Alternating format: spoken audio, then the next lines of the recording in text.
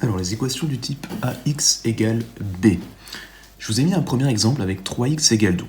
D'abord, un petit rappel, nous avons bien sûr à gauche de l'égalité le membre de gauche et à droite de l'égalité le membre de droite. N'oubliez pas que ces membres de gauche et membres de droite doivent réagir entre eux comme une balance à plateau. Ça veut dire qu'il faut garder un équilibre. Si je fais quelque chose à gauche, je fais la même chose à droite. Bon, la première chose qu'il faut rappeler, c'est que 3x, c'est une expression littérale.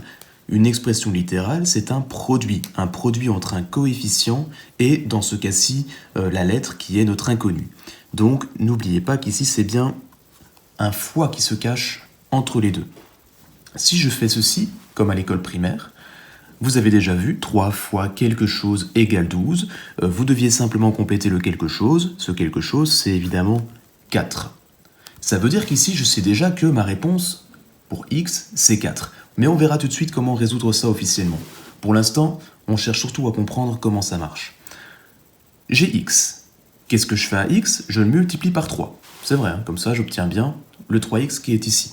Ça me donne au final 12. Si je veux retrouver la valeur du x, je vais aller dans l'autre sens. Si je vais dans l'autre sens, je ne vais plus multiplier par 3, mais je vais diviser par 3. 12 divisé par 3, ça me donne 4. X égale 4, c'est bien ce que j'avais trouvé ici également. Attention qu'encore une fois, ceci, ce n'est pas la méthode officielle. La méthode officielle, c'est quoi? Alors, on va la faire ici. Nous avons donc notre équation. 3x est égal à 12. Je retiens que 3x, c'est 3 fois x. Moi, je ne veux pas 3 fois x, je veux juste x. Donc, je vais me débarrasser de ce fois 3. Comment faire pour se débarrasser du x3? Eh bien, je l'ai vu là tout de suite, je vais simplement diviser par 3. Je vais le faire des deux côtés puisque je dois garder l'équilibre. Ce que je fais à gauche, je le fais à droite. Ce diviser par 3, il va être intéressant puisqu'il va me permettre à gauche de neutraliser le x3. Du coup, il ne me reste plus que x. X est égal à combien? Eh bien, j'ai un petit calcul à faire dans le membre de droite. 12 divisé par 3, ça me donne 4. X égale 4, là j'ai résolu officiellement et correctement mon équation. Reprenons quelques exemples ensemble. Alors, 4x est égal à 24. Je n'oublie donc pas que c'est 4 fois x. Je veux me débarrasser de ce fois 4. Donc, comment je fais pour me débarrasser du fois 4? Eh bien, je vais diviser par 4 dans le membre de gauche et dans le membre de droite. Du coup, mon divisé par 4 et mon fois 4 vont s'annuler. Il me reste le x dans le membre de gauche et dans le membre de droite, un petit calcul. 24 divisé par 4, ça me donne 6. Équation résolue, ma solution, c'est x égale 6. Cas un peu particulier.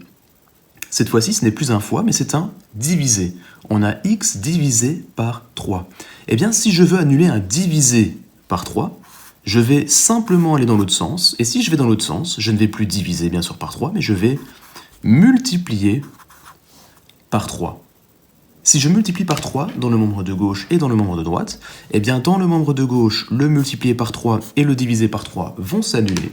Il ne me reste que x. Et dans le membre de droite, petit calcul, 9 fois 3, ça me donne 27. C'est pas plus difficile que ça. Autre cas maintenant avec des problèmes de signes. Pour celui-ci, le plus simple quand on a du mal avec les signes, c'est d'abord de l'ignorer. Ça veut dire que je vais juste me débarrasser du x5. Si je veux me débarrasser d'un x5, comment faire? Eh bien, on l'a vu là tout de suite, je vais simplement diviser par 5 dans les deux membres de l'égalité. Mon x5 et mon divisé par 5 vont se neutraliser, ils vont disparaître. Il me reste du coup, moins x est égal à 7, sauf que ce que moi je veux, ce n'est pas moins x, mais c'est x. Comment passer de moins x à x? Eh bien, je vais simplement prendre l'opposé.